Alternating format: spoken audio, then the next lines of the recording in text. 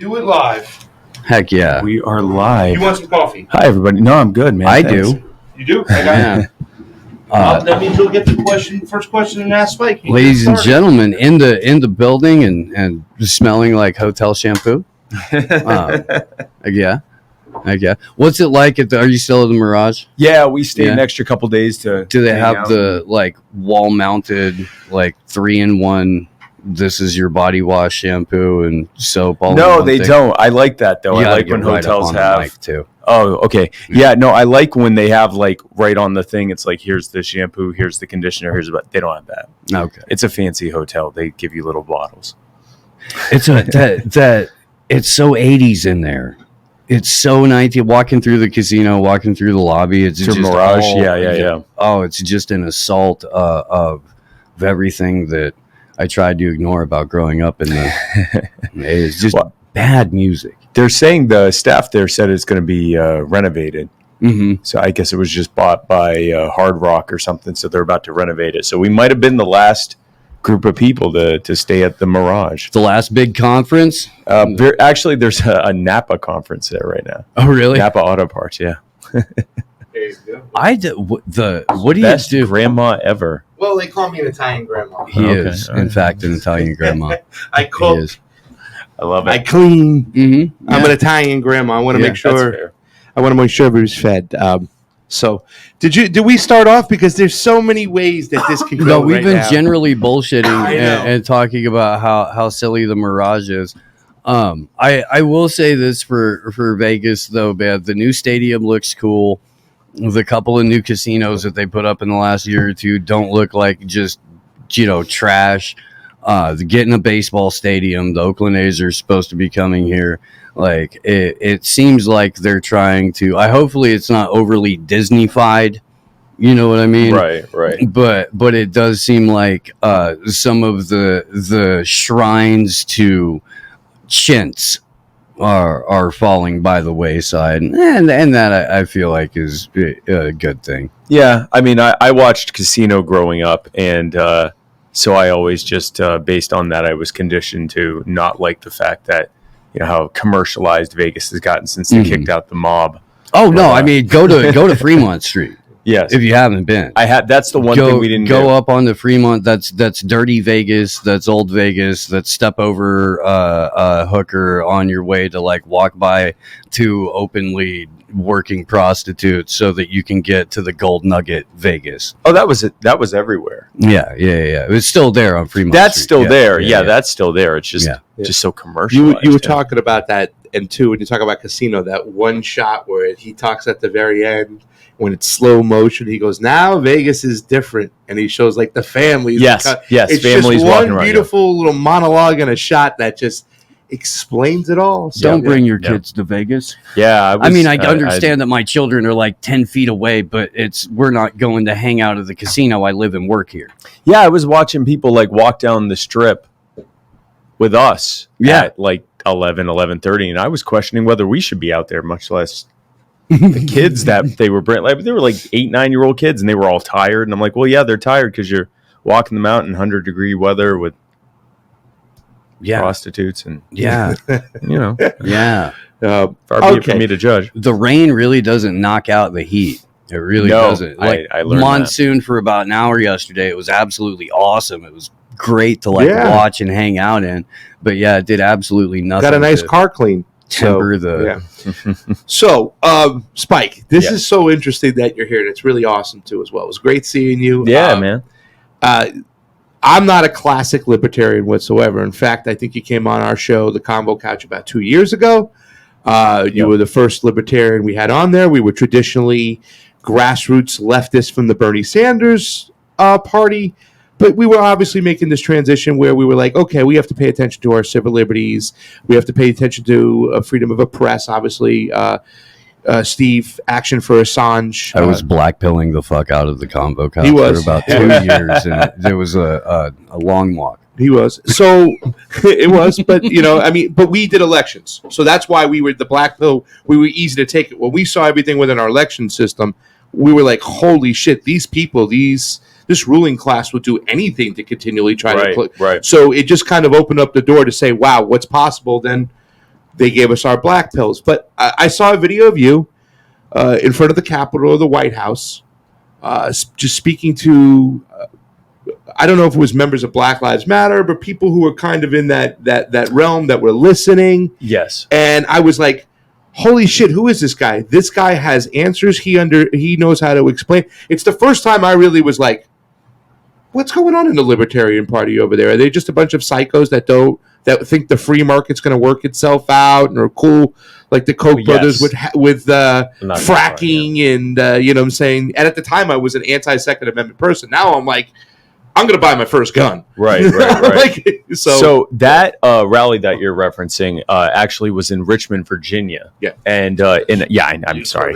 That rally was in Richmond, Virginia, and it was a rally that was sponsored by the Black Panthers, the Huey P. Newton Gun Club, a group called BLM 757, which was like a local BLM. Those guys. I know them very well. And then the local, I guess, contingent of the Boogaloo Boys. Yep. And so they invited me there at what they called their Get the Strap rally. And it was basically just a rally about gun rights. And I went there to talk about gun rights. And what's crazy is we were standing there. There were at one point well over 200 mostly black men, but also white people and women as well, that were open carrying rifles, pistols, and everything else. And we were standing in between. Behind me was the Supreme Court, and then just across was either the governor's mansion or the state house. And so we're right in the center of the capital of Virginia. And, you know, here we have a big protest right in the middle of all the Black Lives Matter protests and all the riots and everything else going on. And we've seen all the police brutality that's been going on happening to protesters. And then not only was there no police brutality happening, we couldn't even find a cop. We're in the center of government and we couldn't find a cop. We actually started playing Spot the Cop, trying to find where a cop was. The closest we could find a cop was like because it's up on a hill, 4 or 5 blocks down the hill. And there were some cops by their cruiser just kind of peeking out, making sure everything was okay. And it was like, not only were they not there to tear gas and kettle us and arrest us and wrongfully arrest us and, you know, run up a bunch of charges, they didn't even want to be near us. And that's the difference between an unarmed protest and an armed protest. So if for no other reason, that's just one of many reasons that, you know, I'm a supporter of our right to keep and bear arms. Yeah. A lot of people would say that, you know, while we're on the ideology conversation over here, what I saw from you is a lot of people would say libertarians are all about themselves. They lack compassion. They don't have understanding for what it's like to go through racial issues and, you know, how much more at risk a black person is from the cops than a white person. Right. You have a way of kind of explaining this where, you know, and this is something I got from the vice chair of the Libertarian Party here in Nevada, which he talked about. He says there's a misconception that libertarians aren't compassionate about people, you know, out there, that they're just, you know, all about free market and themselves and stuff. That's not the case. They just believe in a different tactic on how we should do things and how we actually come to a more peaceful society by removing the government and getting them out of our way. Yeah, exactly. The thing is, libertarianism, I believe, is the most compassionate and empathetic belief system in politics out there. We believe that every individual person owns themselves. They have total autonomy over themselves, your lives, your rights, your bodies, your labor, the product of your labor, which is your property. That's yours. It belongs to you. Now, what often happens is, because it is based on respect for individual rights, a lot of people, including some libertarians, mistake that to think that we're isolationists. We think each individual person is on their own and screw everyone else and it's just all about me. Well, that's not the reality of humankind. We're social animals. And any solution that we're going to have as people is going to come from people working together voluntarily. And that's actually a far more compassionate, far more social, far more empathetic thing that's going to come than what is going to come from a small handful of central planners just sort of arbitrarily deciding for everyone. Not only is that not a bad way of doing things, but it certainly isn't compassionate. I mean, you look at the number of things where someone's life is ruined because someone looked at their form and they had to check their box the way that it needed to be checked. And that check on the box meant that person's life was ruined, whether we're talking about criminal justice, whether we're talking about policing, whether we're talking about immigration, whether we're talking about any sort of thing. When you have central planners arbitrarily making decisions based on political considerations instead of individuals working together voluntarily to come up with solutions to the problems they're facing, it's always going to be worse, and it certainly isn't going to be a compassionate But response. isn't it sometimes just not avoidable to have some sort of central planning? You know what I mean? Can we remove that element completely? Isn't a libertarian going to have a quagmire at one point or the other where they have to get involved with some type of central planning? Well, I mean, if by central planning you mean a organization set up to address an issue, an entity run by the government using our tax dollars to do such and such. Well, yeah, if there's a government involved, there's definitely going to be central planning involved, and there's definitely going to be a slog from it and a quagmire. Full disclosure, I'm an anarchist. I'm actually a believer. So is that guy. Yeah, I'm actually a believer in allowing people. And when you mentioned the free market, when we say free market simply means free people. The market is simply an expression of the people. Free market and capitalism and terms like that are so misused and abused, usually by Republicans, to describe the crony corporate system that I don't know why anyone would try to defend. When we say free market, we're talking about people who have been set free to work voluntarily together in a much more decentralized way that provides much more competition and doesn't allow private actors to try to harness a government system of cronyism to try to impose themselves on us the exact same way the government does. Wow. Steve? Yeah, no. If you eliminate the mechanisms by which a private industry can become a state sanctioned entity, then you're going to have a lot more, in general, healthier competition. You're going to have the opportunity for more people to do things. It encourages innovation among people because you don't look at like, okay, well, there's Apple, so I'm done trying to dream of designing a new XYZ. That's I can only think about being a drone for this company now. That's the end goal. That's as high as I can achieve in my life, is some sort of like mid-management status working with somebody else's name on my shirt. That's not necessarily what everybody wants, but that's what the way that monopolies have structured the way that the job market works. Yeah, so the larger any organization is, the more wieldy it becomes and the less able it is to respond to changes in the market and feedback from its consumers, right? So even the one in an actual market that we're set free without the cronyism, the only advantage that a larger organization could have is an economy of scale, being able to purchase things, in greater bulk and at lower prices. But really, you could have coalitions of smaller companies doing, forming buying groups and things like that could offset that. And you could have far more competition. If you look at why companies are as big as they are, they get big usually because they fill a need in the market, like an Amazon or a Microsoft or a Facebook or whatever else. These companies become big because they filled a need in the market. Then they go from being a needed entity to kind of reaching a level of stasis. And at that point, that's when you start seeing them convert from entrepreneurs to business owners to cronies. Now they get their hooks in with politicians, and here's why. In the system that we have, once you reach a certain threshold, it becomes more cost effective to spend millions or even tens of millions of dollars to sponsor politicians and get billions or even trillions of dollars worth of market protections and sometimes just direct cash payments back in return, as opposed to spending the resources to serve the consumer. That's not a function of the market. That's a function of a government system that controls policy, controls money, controls every single aspect of society, and it allows them to basically take a shortcut around getting richer and richer, not by providing to the consumer, but actually at the expense of the consumer, at the expense of the people. So how does a libertarian distinguish between a necessary regulation that might be one that helps protect the environment without being an alarmist? I mean, I understand that, Green New Deal and the leftists out there are Yeah. a little bit of alarmist. But how does that's something that they like regulations? I heard a podcaster refer to regulations as protections. So how does a libertarian distinguish between a regulation that's necessary and a regulation that they consider red tape and we need to get rid of it? And I just want to jump in real quick. Yeah. I'm gonna come in with like the hood point of view, just coming from like Watts, living in the projects around people who have been generationally impoverished, who are stuck in Section 8 housing.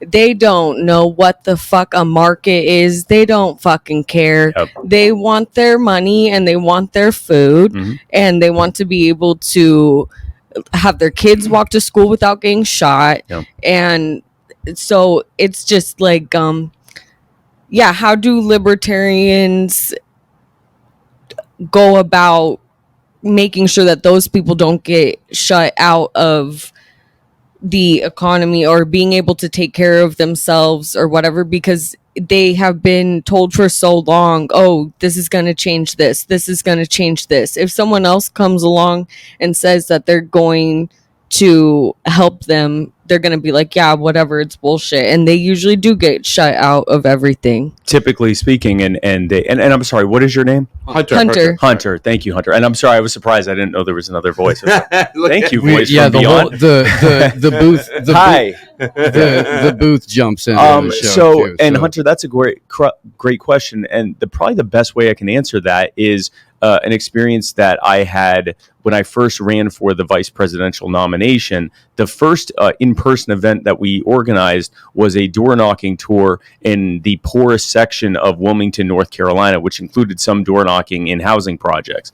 And we went there as sort of a listening / wanted to let them know the Libertarian Party existed and to invite them to come to our events that were coming up, or even to ask if they had any events we could come to listen to their concerns. But it was sort of an open-ended listening event where we were knocking on people's doors and basically asking them what their top concerns were. We expected going in that the top things would be criminal justice reform, the war on drugs, policing reform, because there's some really bad problems without going into details on policing in Wilmington. And we sort of assumed that's what it was going to be. And the number one thing that we heard, oddly enough, was around occupational licensing laws.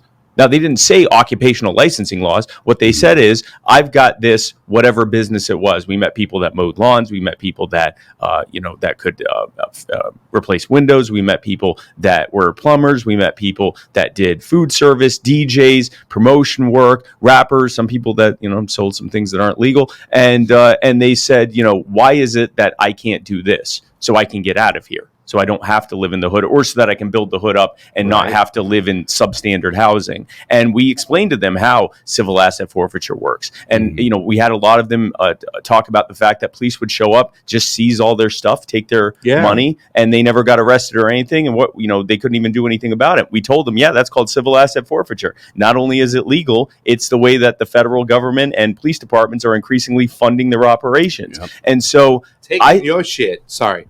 Well, no, exactly. And the thing is, the point of that was talking to the people that were there. And this was, a relative handful of people, maybe a few dozen people I spoke to in one neighborhood, in one town, in one country. But what I heard overwhelmingly wasn't, I want to live in the hood. I want to only get what someone else decides I can have. I heard people saying, I want to be able to get out of this, but every time I try, someone comes to stop me. And that is a direct result of the barriers to entry that cronies, not just the multi-billionaire cronies, but the small town cronies that don't want someone to be able to braid hair without a license because it'll compete with their business, and many of the other licensing laws and things like that. That's just one of many examples of how cronyism leads to barriers to entry, which basically make it illegal for poor people to not be poor.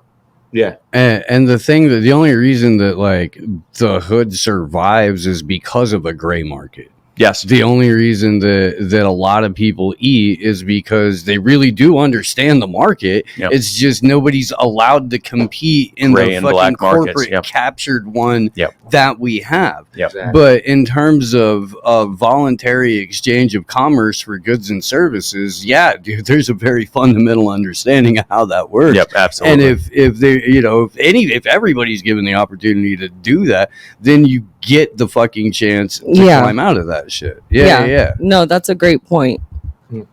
Thank you. Do you want to answer Absolutely. the regulation? Yes, I would like Because to. Protections, like, So in any system of governance, and I'd like to take a step back even before that. Libertarians of all stripes, whether minarchists or anarchists, constitutionalists, whatever, libertarians want a civil society that has some level of, you could call it regulation or some level of protection, whatever you want to call it. We just recognize that a coercive governing entity is a uniquely bad way to organize anything, especially society.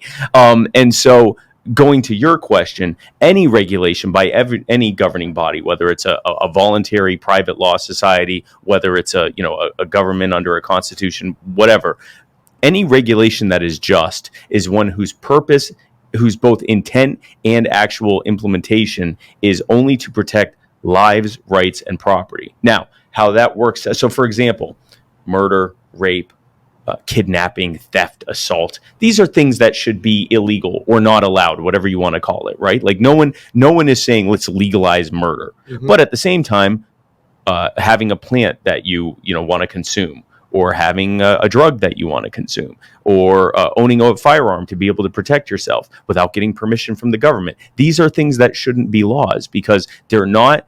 The action that's being prohibited or regulated is not violating anyone's life. It's not violating anyone's rights. It's not violating anyone's body, and it's not violating their property. Now, to your question, the environment. There are actually many different ways that libertarians have talked about this. Murray Rothbard actually talked about this quite extensively, about how, at least from the standpoint of pollution, environmental policy is actually a property rights policy. If you can demonstrate, when you see these companies that are illegally dumping into waterways or illegally dumping and it's getting up in the groundwater, that's not just damaging the environment, it's damaging the property owners, it's damaging the lives of the people who live there, it's causing irreparable health harm, life harm, monetary harm, property harm, every kind of harm that you can think of. And under our current structure, all that happens is they get a slap on the wrist from the government, they have to pay a fine, and then they get indemnified. They get immunity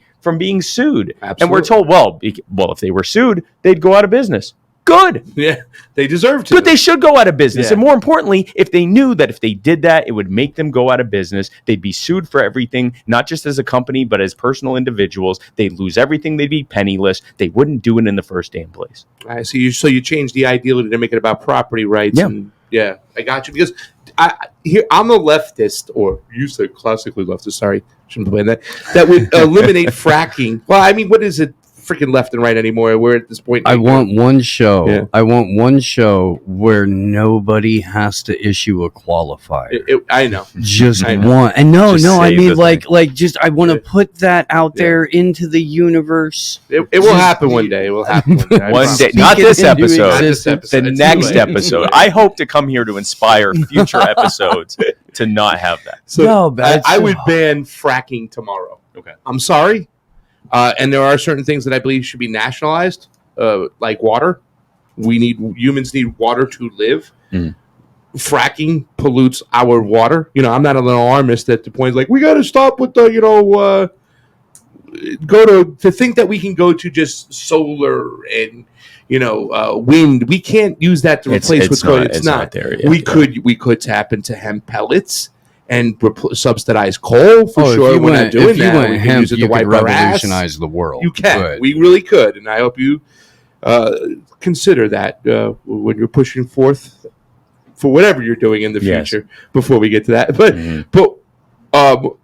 I would nationalize water and stuff. So what are your thoughts about protecting that, like on a national level, a government? I mean, I understand the whole let's keep the government out from kind of controlling things, but it's friggin' water. Right. So there's two things there: the fracking and the water. I'm not going to pretend to know enough about fracking to say specifically what I would say policy wise. What I would say is that if fracking demonstrably causes health, life, and property harm, not just on the property that's owned, but in the surrounding environs, which what you're saying is that it is, then at the very least they would be responsible for any damage that's caused by that. Like I said, I'm not an expert in fracking. I understand the process of how they're putting chemicals down and it causes the breakup of the shale and it comes up and all but I don't know in terms of the damage it causes and so forth. But I can just say, generally speaking, if anything is causing damage to lives, rights, and property of others. And when I say lives, rights, and property, that includes your body, that includes your health,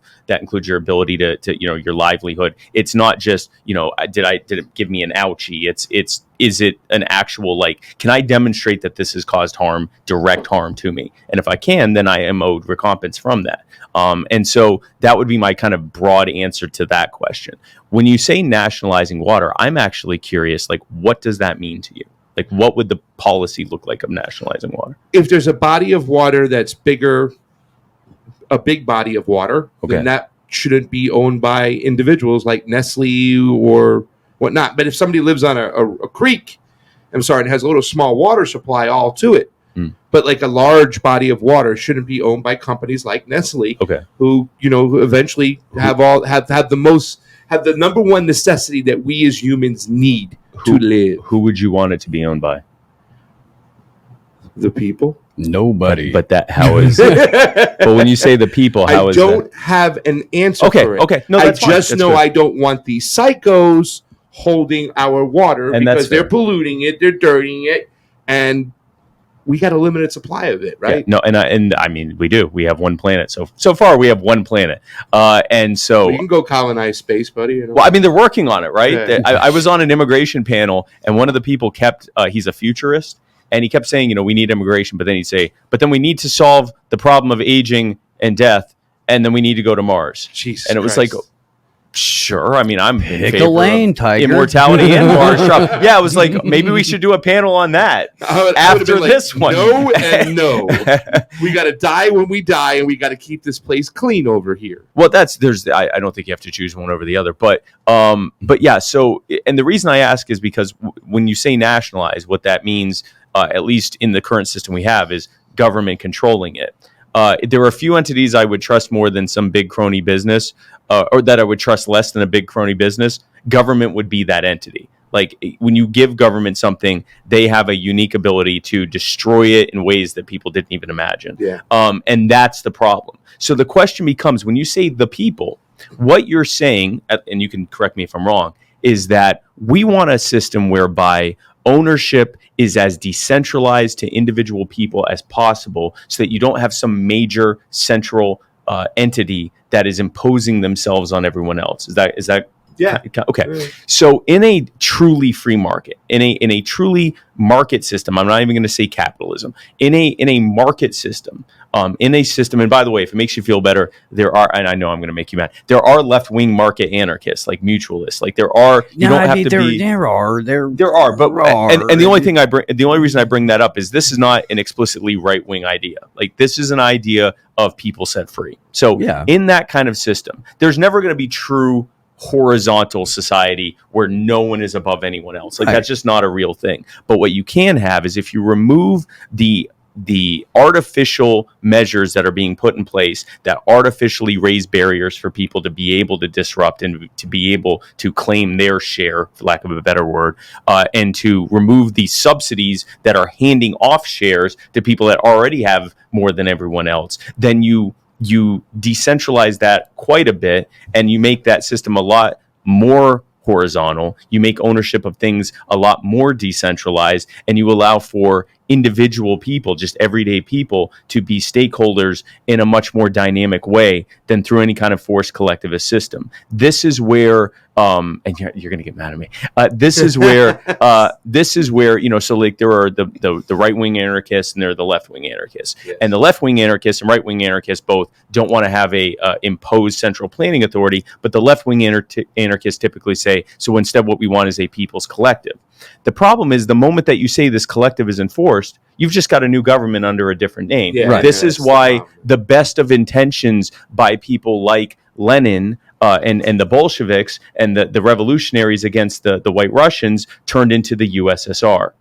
And for that matter, it's why the best intentions of the American revolutionaries turned into the most powerful government in human history. This is what happens when you have forced collectivization. Best of intentions does not matter. If you create a vehicle for forced association and forced collectivization, it will lead to centralization of power and the harm that causes. No, it's 100% correct. It is. Yeah. Without a doubt. And if there's one thing that, like, on Slow News Day we've tried to get across to people, it's that no matter what no matter what you want it to become, when you have a centralized power structure, the nature of centralized power structures is that they only promote and reward the most corrupt among them, because that's what the system is geared to do. It's perverse incentive. Yeah.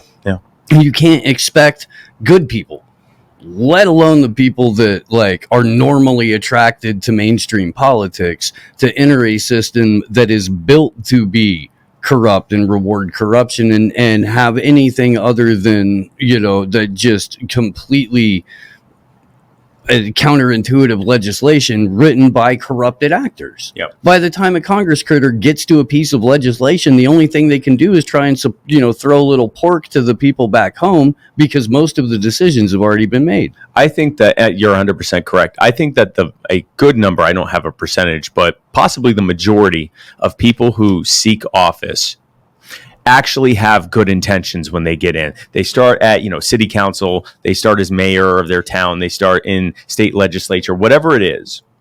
And by the time they get to, if they ever do, get to like federal office, they have had to go through so many different conditionings of, if you either, go along to get along, or you're out. You're out. You're out. We're not. I mean, you can try to get reelected, but we're not gonna endorse you. We're going to primary you. We're gonna fight against you. We're gonna do everything. You're not gonna get any kind of major money. We're gonna bankroll your opponents. We're gonna use our corporate-owned media. We're gonna rig your election and just throw you out. We're just gonna throw you out. Like, I mean, we're going to make sure that you aren't in office, and that if you are, it's as a pariah. And so, very rarely do you see truly principled people in D.C., and they're toothless if they are in there. And they usually don't last very long.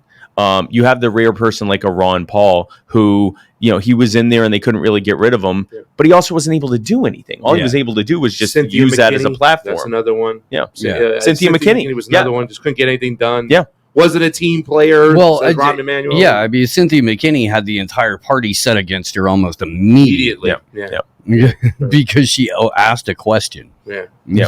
Well, deep down inside, she also wanted that independent investigation of 9/11, and there's so many things. Still does. Yeah, and she was able to. Me too. Yeah. It's like, how do we get the most poor and most marginalized people in the United States the health care they need in the libertarian mindset?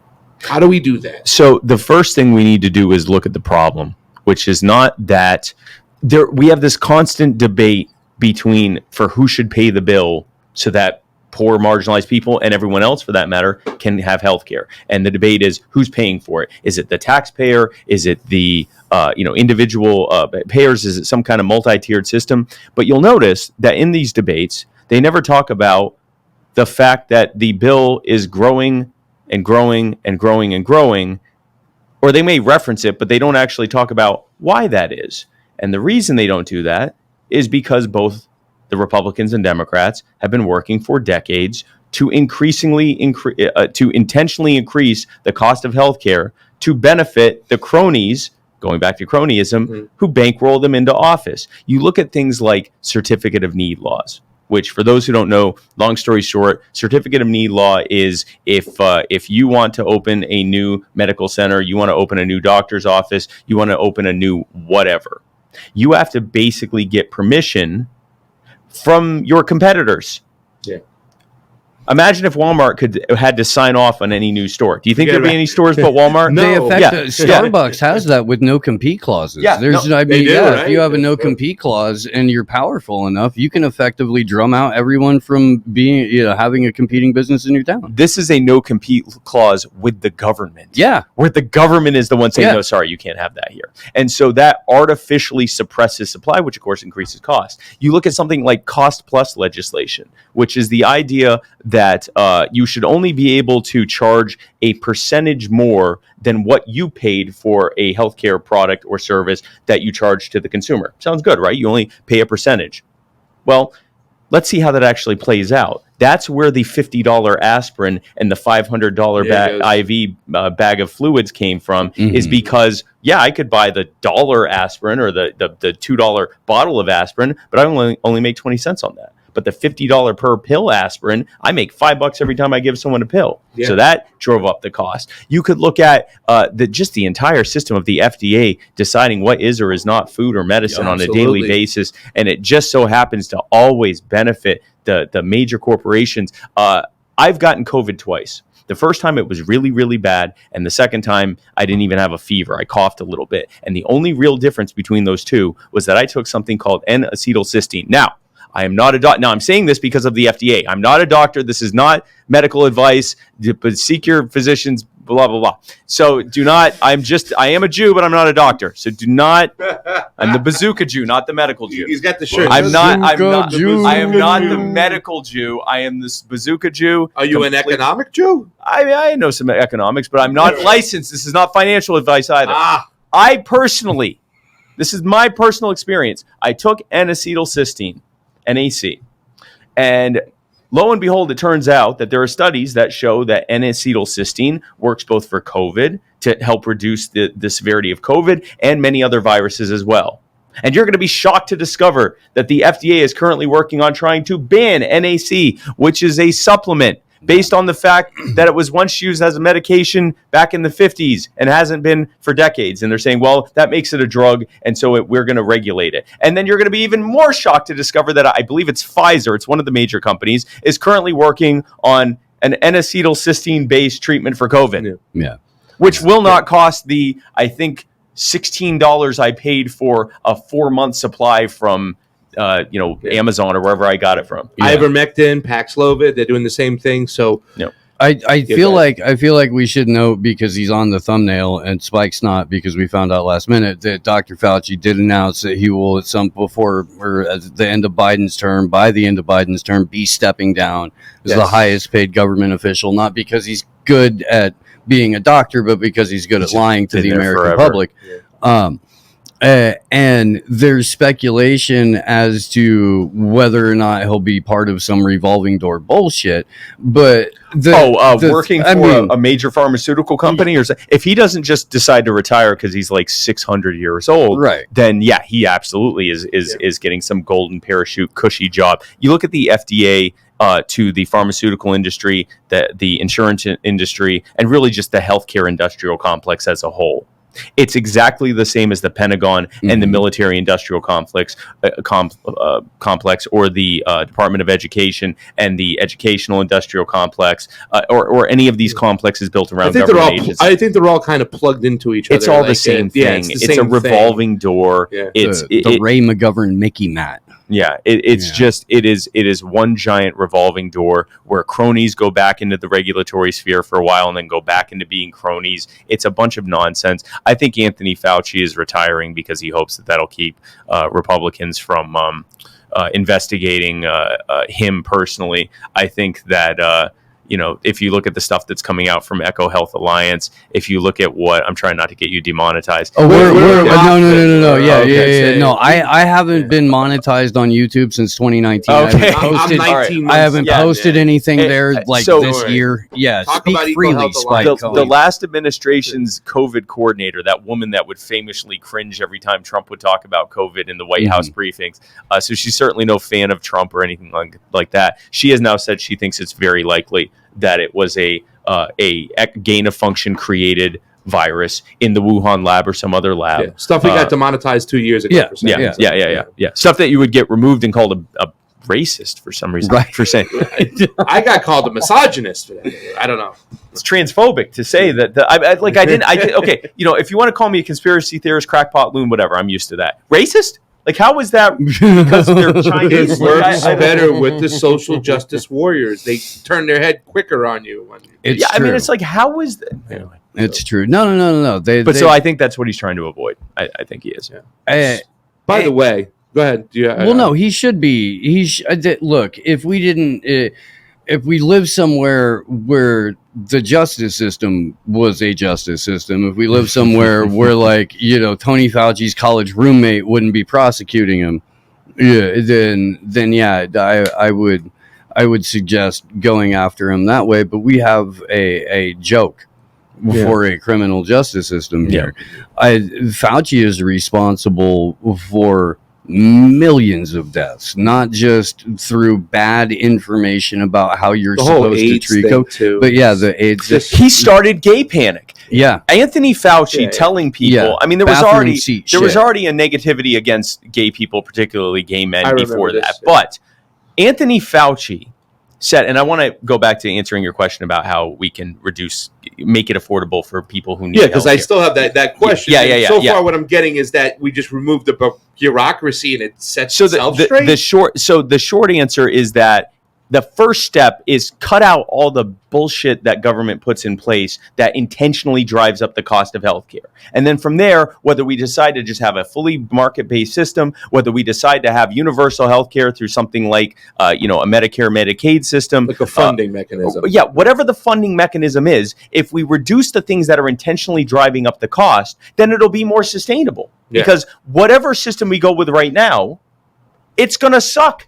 And it's not going to be equitable, and it's not going to provide health care to the majority of people. It's going to get worse and worse and worse because the structure under which the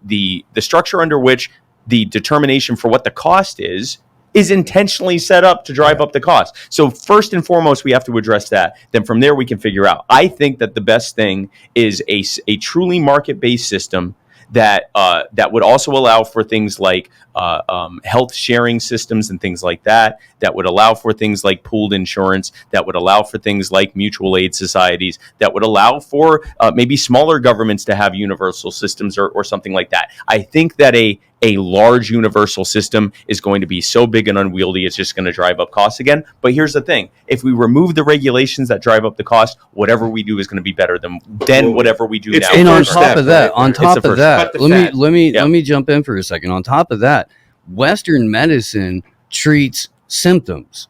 Western medicine was designed on battlefields for triage. We're good at surgery. Mm-hmm. If we can focus on surgery and we can focus on the aspects of Western medicine that actually work, as opposed to prescribing to and only treating symptoms, and have a general conversation about, hey, bud, here's your diet sucks. Yeah. Prevention, fucking take care of yourself. Prevention and healthy living doesn't maximize profits for corporations. Understood.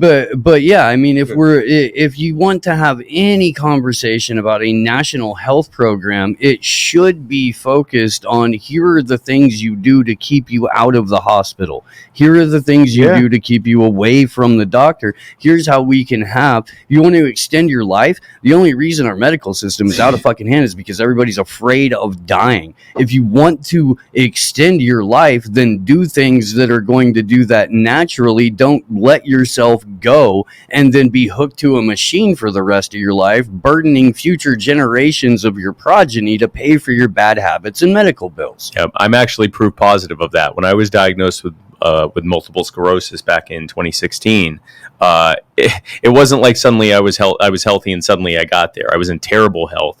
I'm now in the best health of my life, even with the MS. And the reason for that is I actually started taking my health seriously: diet, exercise, supplementation, we can tell. mindfulness, and the you whole look thing. jacked. I do what I can. You look like a jacked. This is compared to the this old actually Spike? deflates. This deflates. You look, your back is strong. You got a frame going and stuff. I thought it's the shirt. It's mostly the shirt. Is that what it is? Yeah, it's the shirt. But fantastic shirt. But thank you. Yeah, it's a great shirt. The Bazooka Jew. It's the Bazooka Jew shirt. Bazooka Jew. But so, I mean, Anthony Fauci, when you think of the homophobia of the 80s and 90s, Anthony Fauci, you think of a disease that has a 100% fatality rate. that had no cure, no treatment. It's hard to even remember for those of us who were, alive and can remember those times. It's even hard for us to have a concept of that. And to have the main doctor, America's doctor, on TV telling people, well, actually, we don't know. It might be possible that you can get it from casual contact with gay men, with gay people. Yeah. Mm-hmm. Yeah.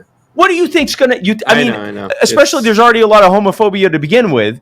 What did you think was going to happen? And then later on, on page 38D, he goes, well, actually, no, the studies show that, it's very unlikely for that to happen. Oh, thanks. Spike, let's get ourselves in a little trouble for the last bit of the show and stuff like that. Let's talk about trannies and Jews. No. That's next time he comes back. Next time. Right, we'll do that next. Let's talk. Listen, Spike, I got a couple questions, right? Okay. Like I said before, and everybody on this who watches the show knows that I went to my first libertarian gathering 3 weeks ago. Mm-hmm. I've always been interested and kind of poking in the door. Yep. I understand electoral politics. I was in the California Democratic scene. I understand the ins and outs, the little things going on behind the scenes, the battle. I'm still learning about the Libertarian Party, but what's going on with the Libertarian Party right now? I have so many questions different aspects of that. But, because we know there's new management. Yep. I went to you right away. You started talking Sorry, I got you there. You started talking solution based. That's what we need to be doing as a mentality. That's what you're, and that's why I love what Steve. He brings a lot of guests on the show where we're going solution oriented. Let's create parallel societies. Let's do that sort of thing. What's going on with the Libertarian Party on the national level and your place in it? Because I understand you're not necessarily in the Mises Caucus, but I am in the Mises. You are in the Mises Caucus. I am. So I'll address that part first. So I joined the Mises Caucus like the day after it was founded, back in August, I believe, of 2017. But I wasn't a fan of the takeover language. I felt like a lot of the strategy was unnecessarily adversarial. I wasn't a fan of deleting the abortion plank and a bunch of other stuff. This time around, we're talking about present day. This time around. So I am in the Mises Caucus, but within the Mises Caucus, I was probably one of the ones who had the most public disagreements. With that said, the Mises Caucus won. I hope they do very well. They are now the leadership of the party. They completely took over. So you say, what is the state of the party? We talk a lot about the fact that the Libertarian Party is the third largest political party in the States. It's also the only actual third party. We have a 3-tiered system. Tier 1 is Republicans and Democrats, who control almost everything. Tier 2 is the Libertarian Party that has several hundred local elected officials and a handful of state legislative positions. And then Tier 3 are a bunch of parties that have either don't exist anymore or are falling apart. There is no other third party at this point. Now, third largest political party sounds a lot bigger than we actually are. If you put a minivan and an SUV and a Matchbox car together, that Matchbox car would be the third largest vehicle. It also would never win a race against the other two. Now, where we are nationally right now is we don't have the numbers, the money, or the wherewithal to win a national election right now. Even if we got the perfect candidate, even if we were able to have the boldest and most incredible message, the Republican and Democrat system, which is really the corporatist system, has so much control right now that it isn't possible for us to win. It's not even possible for us to get second place. I'm not even sure it's possible for us to get on the debate stage. So where is my role in that? Wait a second. You don't think it's possible for this party right now, when we look at the Libertarian Party as the third party in here, the only potential? Yeah. I know some friends of mine in the last election who voted for the Green Party. They weren't on maybe 26 ballots. Libertarian Party has their shit together. Yeah. They're on 50 ballots. Yeah. We're on all 50 ballots. And the Liberty Movement, right? Isn't that the Liberty Movement now merging with the Libertarian Party? I think is the Mises Caucus kind of now, stuff like that. A lot of people's eyes are open. There was a big turnout. Is there a possibility in your mind that we can get to 5% to get the matching? 5%? Can we get 5? Maybe get. I mean, isn't that the first goal right now? It's just to make a viable third party. There it is. possible and feasible to get 5%. It is possible and feasible to get double digits. I'm not ruling out being able to get the 15% we need to get on the debate stage. I'm saying in the next election, absent some major moves happening, which are not going to happen from the party or at the national level, there would have to be a lot of grassroots organizing happening. We aren't in a position to be able to win. And that's just the reality in this by this next election cycle. 5%, double digits, maybe even get on the debate stage, make a big name for ourselves. Yes. Absolutely. Now,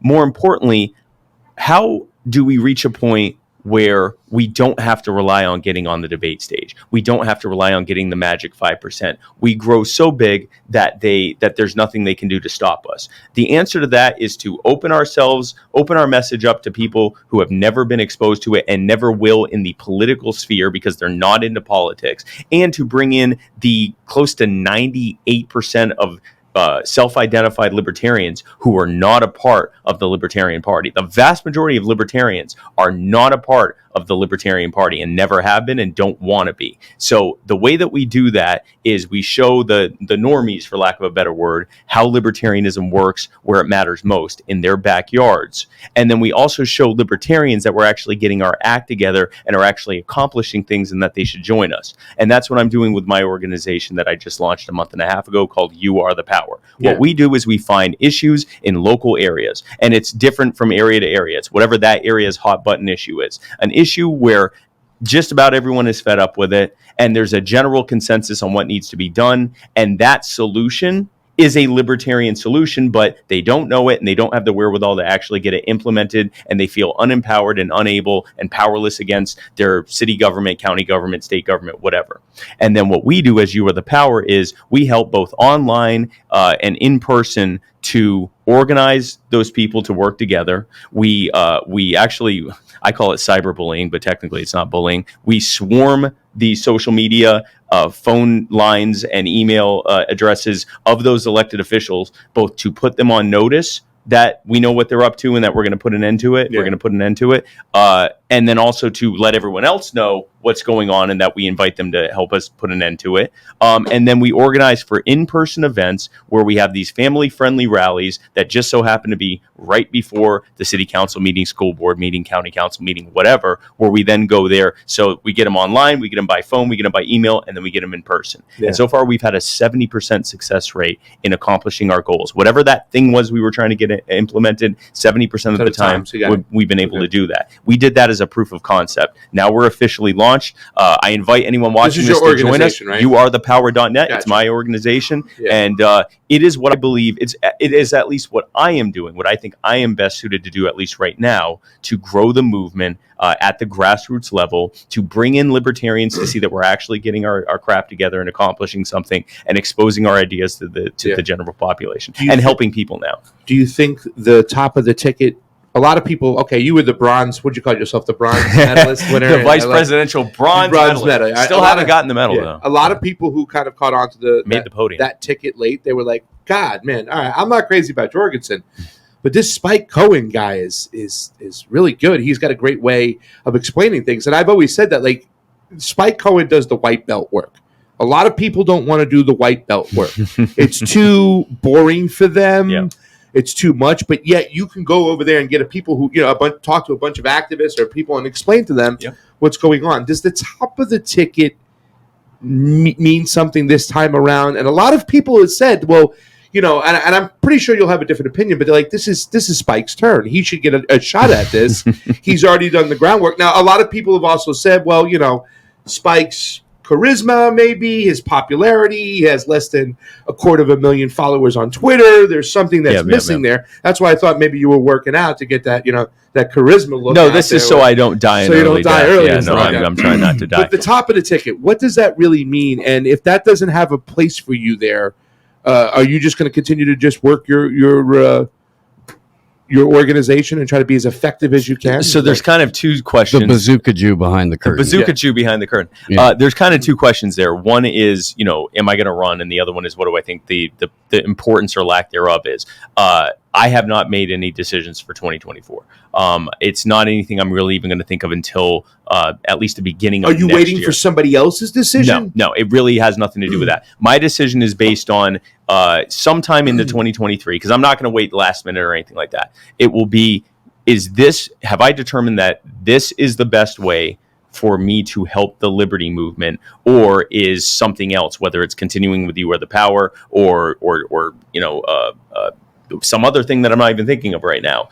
Whatever thing it is for me to best help the party and the movement, whether it's me running at the top of the ticket, whether it's me doing something else and letting someone even better than me run at the top of the ticket, I don't really care. But right now, I haven't even really thought about it. I haven't put thought into whether I'm going to do it or not. I know what will make me want to do it or not, but it's too early to tell. Now, your other question. Let me just interrupt you and say you're full of shit right there. No, I know you've thought about this. This had to have No. crossed your I've thought mind. about it to the extent of like, well, Love what you, would brother, be the factors? But I don't know if I want to do it, and it's too early. The factors that I would need to know to decide whether I'm going to do it or not, it's too early to tell. So Gotcha. I've thought about it, but I haven't thought like, okay, it's time for me to really consider pros and cons. I don't know the pros and cons yet in terms of whether it's ready to run or not. Now, the question of what is the importance or lack thereof of this race. Is it important? It is important. It's an important ticket.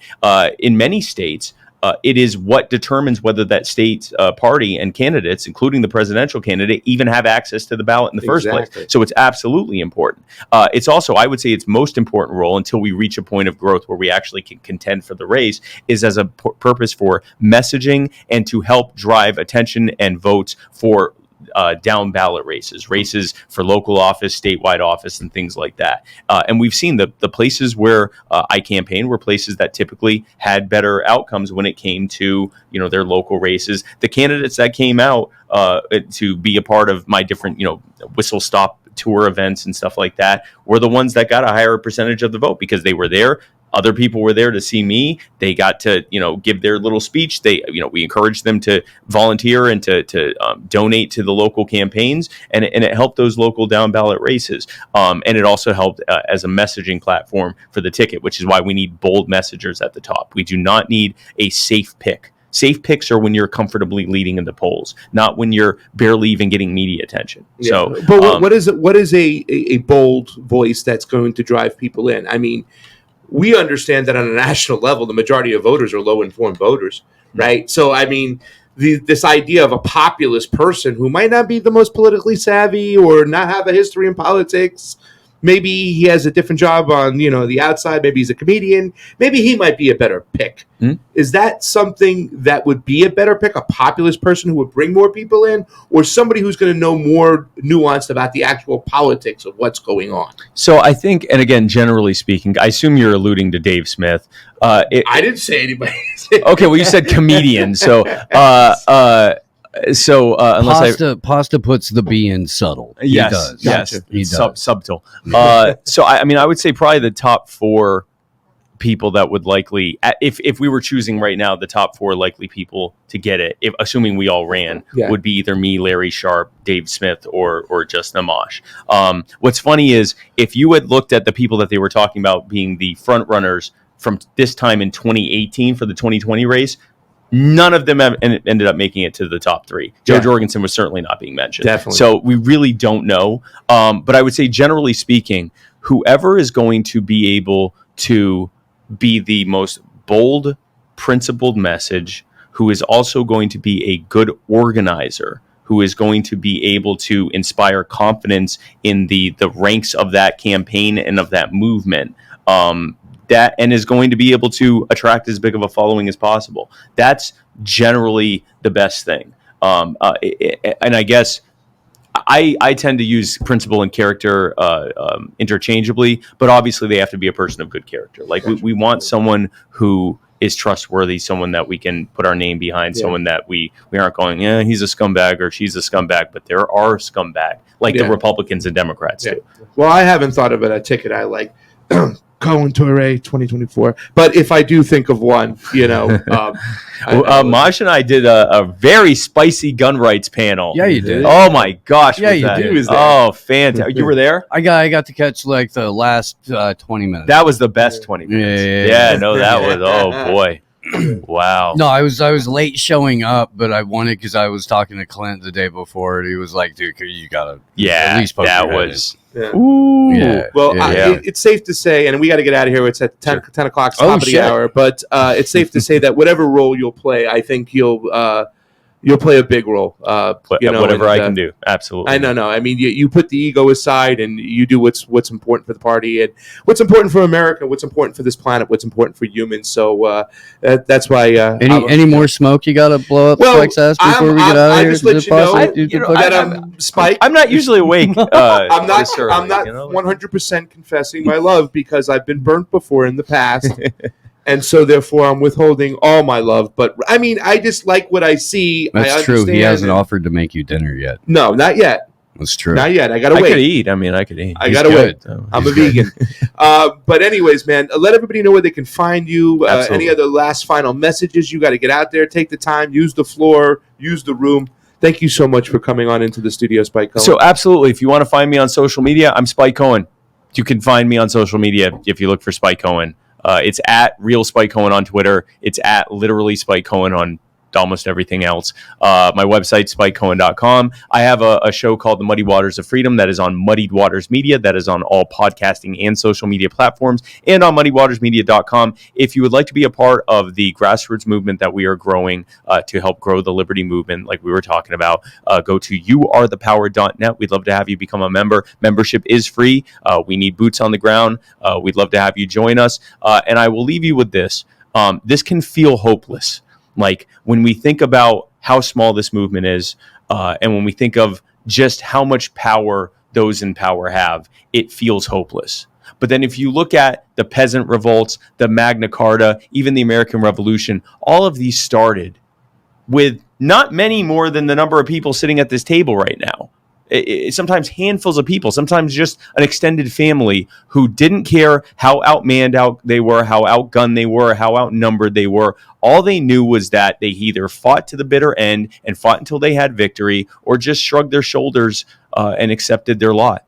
And that was unacceptable to them. It's unacceptable to you. It's unacceptable to us. We are going to win. Liberty is going to win. And when they do, when it does, it's going to be because of you, and you're going to be the trailblazers, the founders, the pioneers that future generations speak of. And I